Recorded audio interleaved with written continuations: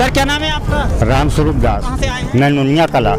संत रामपाल जी महाराज जी से नाम दीक्षा कब लिया है आपने? लिया हमें 2 साल पहले। तो संत रामपाल जी महाराज जी से नाम दीक्षा लेने से पहले कौन सी साधना करते थे? जब मैं बाबा के भेष में था तो मैं घूमता रहता था, पीले कपड़ा, पीले लुंगी, पीले दुपट्टा, पीला थैला, नेपाल, काठमांडू, जनकपुर तक पूरा इंडिया घूम के। बड़ी बड़ी बाल थी, अब पास लिया नहीं, मैं तो फेंक दिया। ये आपको बता दें, अभी फोटो है मेरे पास में। तो आप देख पा रहे हैं ये फोटो है इनकी। लोग क्या मानते रहे आपको, संत मानते रहे या भगत? नहीं, संत मानते थे। 12 साल काशी बनारस में ये स्थाई में रहता था। तो जब आप ऐसी वेशभूषा में थे तो क्या लाभ मिला था उस समय? मेरे को तो कोई लाभ नहीं मिला इससे, कोई लाभ नहीं मिला। अब घूम रहे थे, मान लो अब दान दक्षिणा देखा तो बात की बाहर घूमते थे।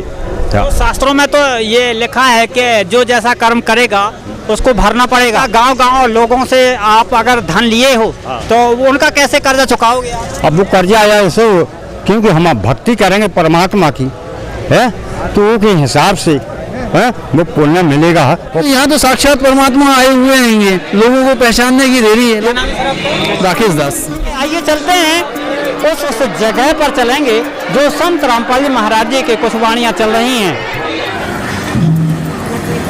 उपदेश अचम है, क्यों जीवित है प्राण, और भक्ति बिना काठोर है, ये मर नहीं पासा। तन मन शीस ईस अपने पे, तन मन शीस पलंग चोट चढ़ावे, जब कोई राम भगत गत पावे हो जी, जब कोई राम भगत गत पावे। वही यहाँ चीज सुनाई जा रही है जो आपको यहाँ देखने को मिल पा रही है। लाइन लगती ही जा रही है। तो सर क्या नाम है आपका? कैलाश दास। कहाँ से आए हैं सर? नहीं, जबलपुर, गोरखपुर आदिताल। कार्य क्या करते हैं? मैं पेशे से बीएमएस डॉक्टर हूँ। तो लोग जब डॉक्टर के पास जाते हैं और डॉक्टर भी परास्त हो जाते हैं, उनको क्या सलाह देते हैं? अब लास्ट चांस वही रहता है, भगवान की भक्ति करो। बीमारियों का ट्रीटमेंट डॉक्टरों के पास नहीं है ना, तो लास्ट में यही बोलते भाई ये तो ऊपर वाले के ही ऊपर छोड़ देते हैं वो। संत रामपाल जी महाराज जी से नाम दीक्षा क्या लोगों को लेना चाहिए? क्यों नहीं लेना चाहिए? अपनी आत्मा का कल्याण करवाना तो लो, नहीं करवाना तो कोई बात ही नहीं है। सर क्या नाम है आपका? रघुवंश दास। रघुवंश दास जी किस लिए खड़े हैं? ये चाय सेवा के लिए सबसे। तो बहुत पीछे खड़े हैं, क्या आपको विश्वास है कि चाय मिल जाएगी? अरे परमात्मा के दरबार में कोई चीज की कमी नहीं, सब मिलेगी। ये समागम संत रामपाल जी महाराज जी का समागम है और यहाँ जगह जगह पर यहाँ चाय मिल रही है। इस सत्संग में आ सकते हैं, यहाँ व्यवस्था पूरी है। क्या नाम है आपका? अन्ना दास। कहाँ से आए हैं? जबलपुर एमपी। हमें तो ये संस्कार यहाँ देखने को मिला कि चाय पीने के लिए 4 लाइन लगी हैं। ऐसा कौन सा ज्ञान है जो लोग सभी लोग मर्यादित हो जाते हैं? ये पूर्ण परमात्मा का ज्ञान है, संत रामपाल जी महाराज जी दे रहे हैं, हमारे गुरु जी। क्या नाम है सर आपका? सर मेरा नाम वीरेंद्र दास है। वीरेंद्र दास जी है। काम क्या करते हैं? मैं जबलपुर से हूँ, मैं हाई कोर्ट में क्लर्क हूँ।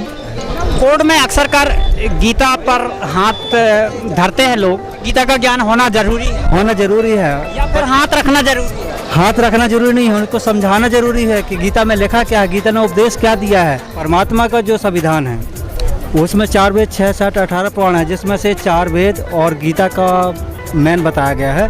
ये समझ लो गीता वो 4 वेदों की कुंजी है। अब हम आपको लेकर चलेंगे सत्संग के बाद। मैनेजमेंट ऐसी व्यवस्था में लग जाता है।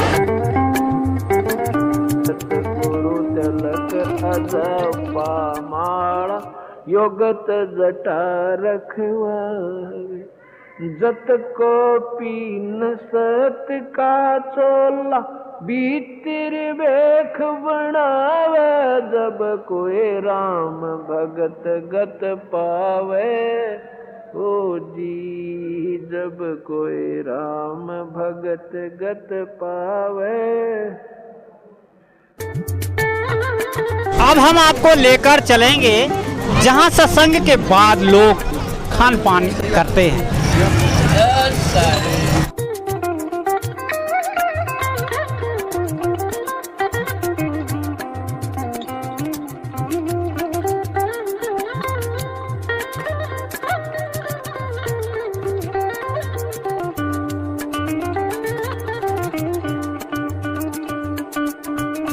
लोगों के जूते इकट्ठे हुए थे। अब वो सत्संग के बाद आपको देखने को मिल रहा है कि किस तरह से यहाँ लोगों के जूते दिए जाते हैं।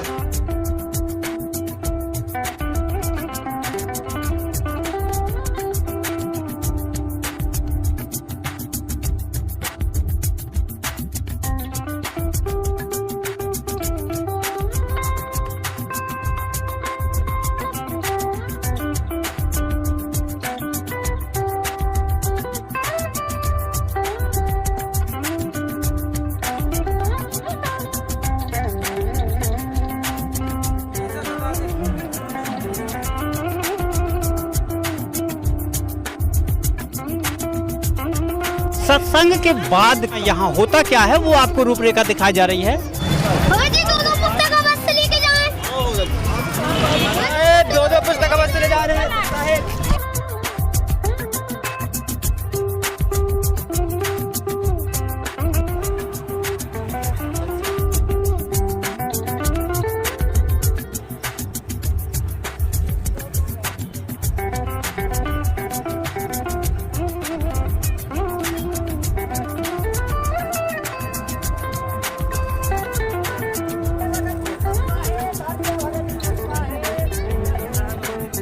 ये था संत रामपाल जी महाराज जी का सत्संग और ज्ञान, या आपने सुना और लोगों को अनुभव भी लिया।